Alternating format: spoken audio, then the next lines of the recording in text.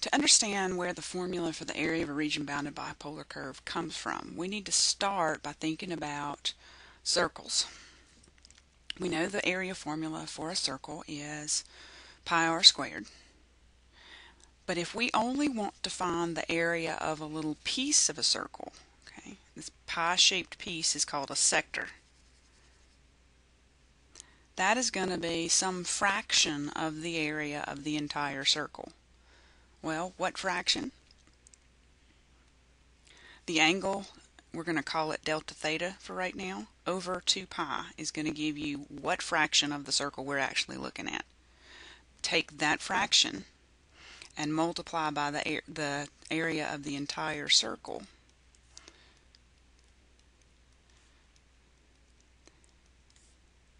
Alright, so let's see what will happen. The pi's will reduce, and I'll have 1/2 times r squared delta theta.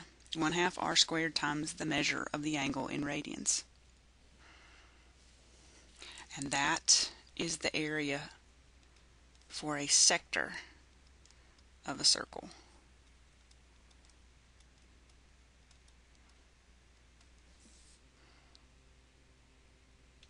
So now let's think about an area of a polar curve. Okay, the blue curve there is the polar curve. R is equal to some function of theta. And what we would like to do here is we would like to find the area bounded by that curve on the interval from A to B. So we want to find the area of this region here. Well, to do that, the same way we started finding areas of regions bounded by functions, we're going to think about splitting it up into smaller sections. So let me get rid of my coloring.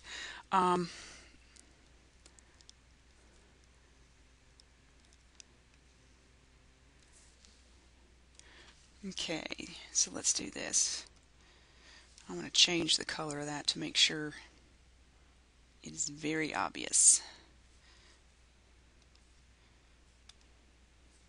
Okay, more obvious than that. Let's go with purple. Okay. And purple. Purple. Okay. Now, obviously, if we can find the area of the first section, the area of the second section, the area of the third section, and the area of the fourth section there, and add those areas together, we're going to have the area of the entire region.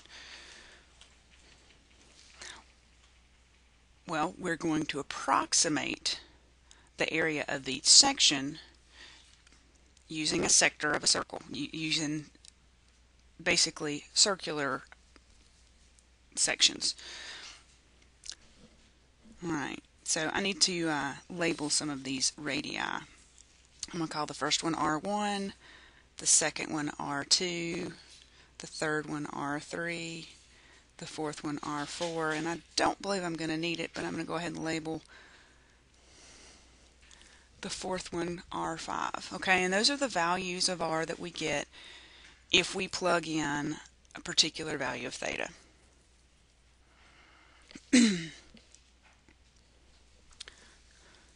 So here's the thing, if I use radius R1 as the radius of a circle, okay, it is very possible that R1 and R2 are two different measurements. I'm just sort of going to imagine that they're the same and think, I've got a formula that will allow me to find the area of this little section if it's circular, and that's going to be very, very close to the area of the actual section. So the area of section 1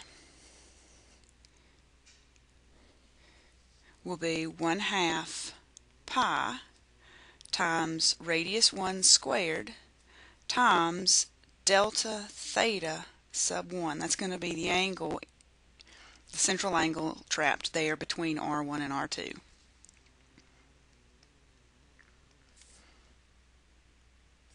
Alright, then section 2 would be 1/2 pi times r2 squared delta theta sub 2.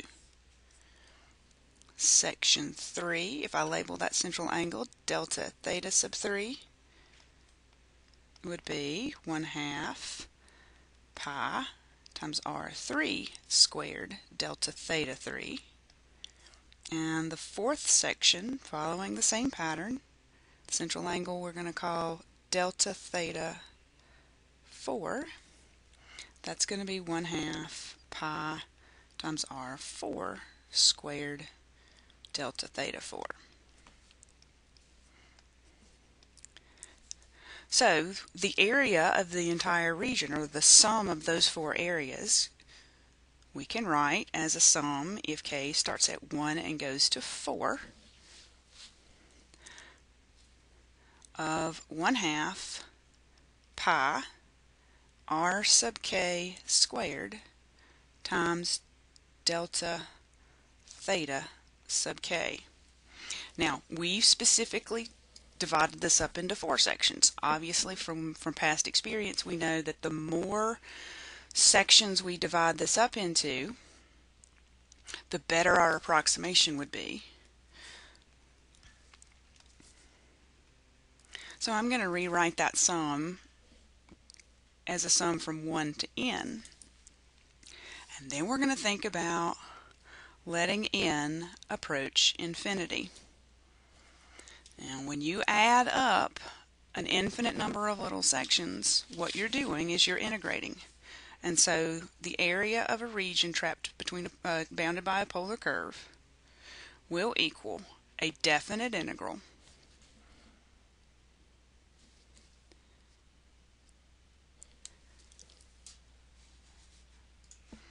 Okay, I just realized a mistake I made, so let's back up for a second. Our area formula is 1/2 r squared d theta, or delta theta. And I've put these pi's in each of these. They don't belong there, so make that correction. It should just be 1/2 times r, a value of r squared. 1/2, 1/2, 1/2. And so our sum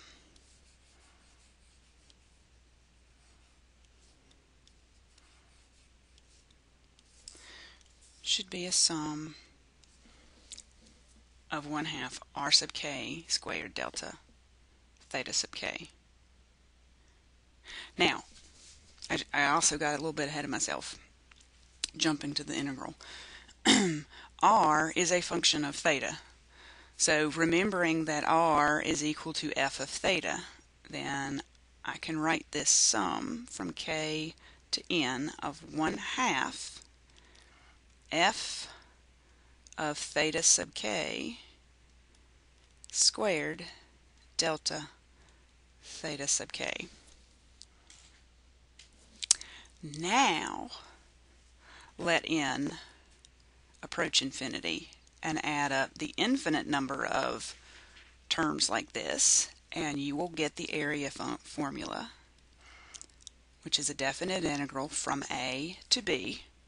A and b are the angles. They're going to be values of theta that determine what interval, what section of the curve we're looking at, of 1/2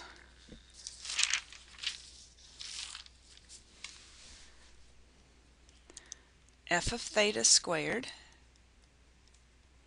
d theta. So, very quickly, to do a simple example,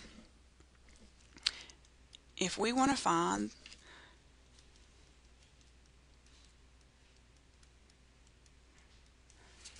the area of the region trapped inside the curve 4 plus 4 sine theta, I'd recommend that you start by graphing that. So pause the video, get this graphed. Okay, so your graph looks like this. And the main thing that you've got to worry about, since we do have a complete graph there, we've got to think about what range of theta values give us this complete graph. And you can play with that and get that figured out. 0 to 2 pi is going to show you, is going to have this curve start and stop at the same place. And we want to be very careful that we don't have an interval greater than the smallest interval we need to get a complete graph. Then the area of this curve, or the area trapped in this curve, would be the integral from 0 to 2 pi of 1/2 the quantity 4 plus 4 sine theta all squared d theta. Now, this is an integral that I would expect you to use your calculator to evaluate. It can be done by, analytically, or it can be done by hand, but that's going to be a lot more time consuming than we need it to be. So get your calculator and enter this function exactly the way it is and verify the value I got was 75.398, which is 24 times pi if you wanted to write it in terms of pi. Now, whatever number your calculator gives you, if you just divide it by pi in your calculator, and whatever whole number you get, like in this case it would be 24, that's going to allow you to rewrite your decimal answers in terms of pi, so they'd be exact. And that may be important to make the MyMathLab people happy.